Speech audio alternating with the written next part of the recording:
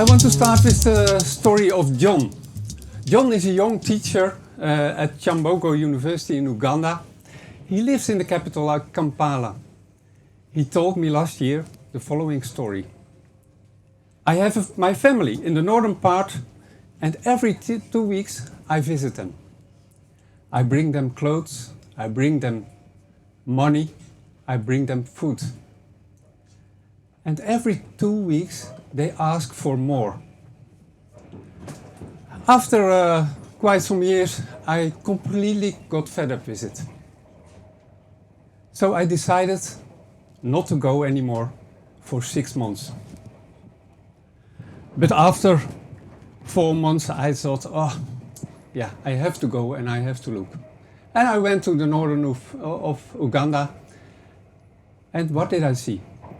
The people were working. They were growing their own vegetables. They were sewing their clothes. And they were starting their own economy. So now I visit them every 14 days, and then I talk about business. And you see the economy in that area growing. He told me, Willem, when you are in Europe, please ask the people to stop funding, to stop bringing clothes, to stop bringing food, to stop doing all this aid. And he asked me, just send people who can discuss about business, who can start business, and let's behave as grown-up people. And we are not children, we are grown-up people. Let's behave as grown-up people. How do you behave towards grown-up people? I was thinking about it. Yeah, it's about integrity.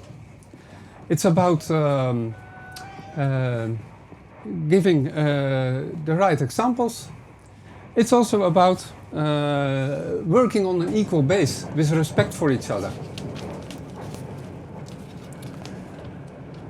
Creating win-win situations and not only bringing in all kinds of stuff. But that's difficult because when you come in Africa and you are white, most people see you as a leader, they see you as someone who has money, so they give you the lead. And they already learn that very early. When you walk through a rural area, everywhere in Eastern Africa, they are shouting, the children, the small children even, Mzungu, Mzungu, bring me money. White man, bring me money. Being strict is also very important. When we agree about something, you keep your word, but from both sides. We once gave a loan for a generator to a school, and then after 2 weeks, because of misuse, the generator was broken. And what did they say? Ah, here is your generator. It's broken, but it's your responsibility. And the loan, yeah, sorry, but we don't pay loan for a broken generator. So finally we said, no, we gave you a loan, so you have to pay back the loan, and you have to arrange your own generator. Finally, we got them that far that they did that. And they really saw that as a good lesson. Integrity. That's also very important. How can we expect transparency when we are not integer ourselves? I once went with a partner to Ghana, and he tried to sell his product to the Minister of Health. And he lied about his product, he lied about his CV, and he promised goals he could never achieve. Finally, his project failed, and he started to use the excuse machine. The excuse machine is writing reports, and even more reports to convince the people who are financing you that your project failed. Welcome back. Sorry to interrupt. No. So our story is to lead by example. Behavior in developing countries is often a copy of the behavior of donors. If donors have to spend money, developing countries will help to spend money. In November, we see an increase in conferences because NGOs want to get rid of their money. And people visiting 15 to 20 conferences a day just to sign in and to get sitting allowance, travel allowance and accommodation allowance. And that's nice for Christmas. My experience is in these 18 years that entrepreneurial approach leads really to business behavior. Young people like John, in my earlier story, we had a project at Chambogo University with him. He finally painted his own department to avoid the hassle of the university with voluntarily with students. And he realizes more and more that the funded economy has reached its expiry date. People like Dambisa Moyo stated that at least $2 trillion is spent on aid in developing countries since the Second World War. $2 trillion. Do you know how much that is? That's a 2 with 12 nils. And nobody can tell what happened with this money.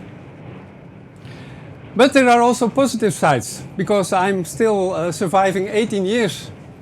In Kenya and Tanzania, for instance, private health federations are very successfully founded with both more than 500 hospitals as members.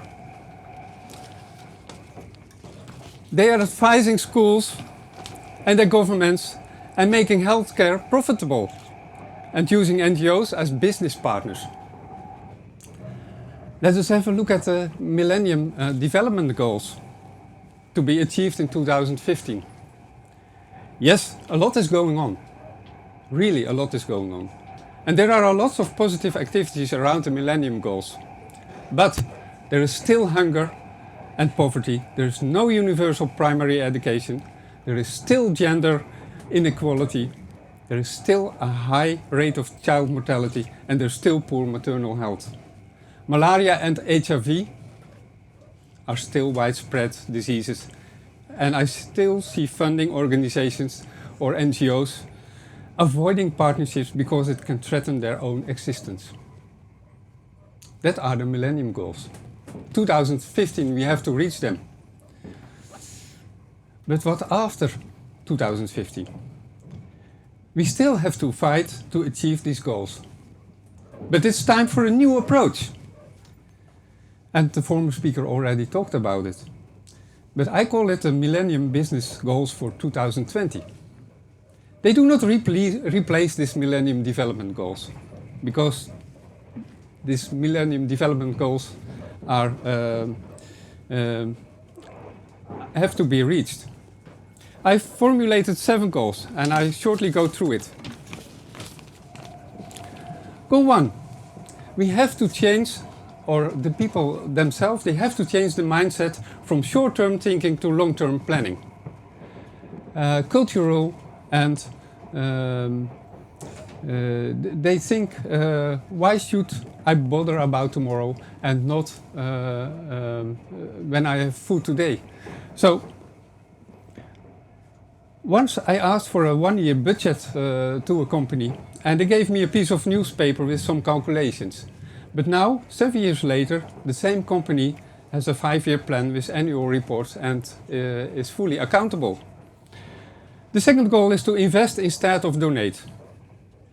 Now, that's obvious. That's the only way to create win-win situations.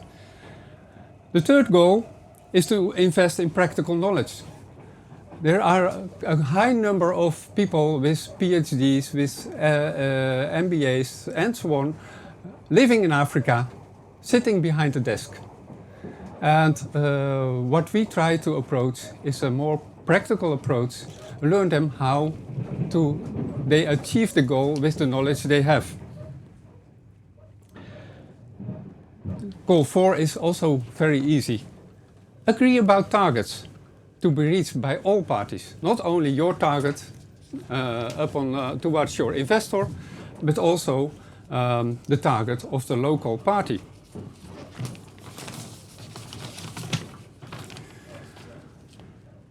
And then the fifth goal, it's about ourselves, about non-profit organizations.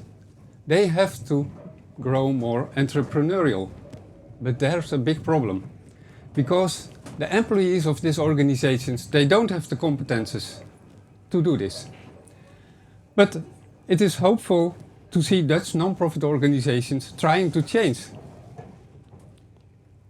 But they also have to change their own staff.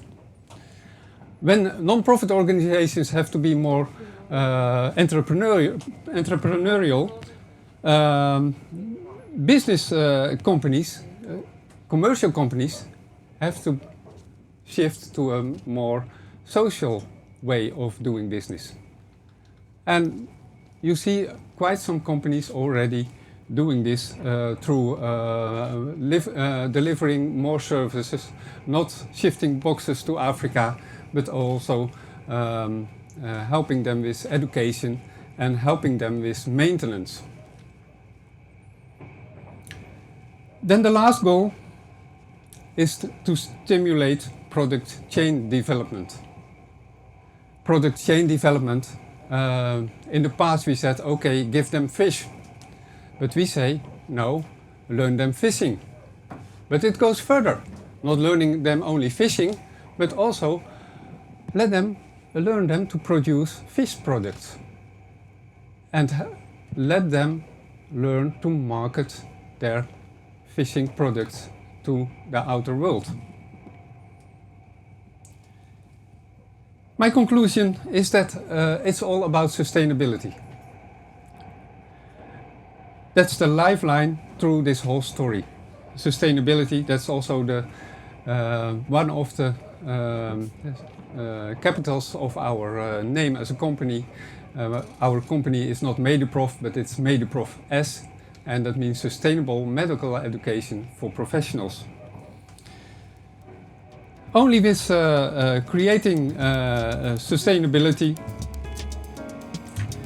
we can reach our goals in Africa. Thank you.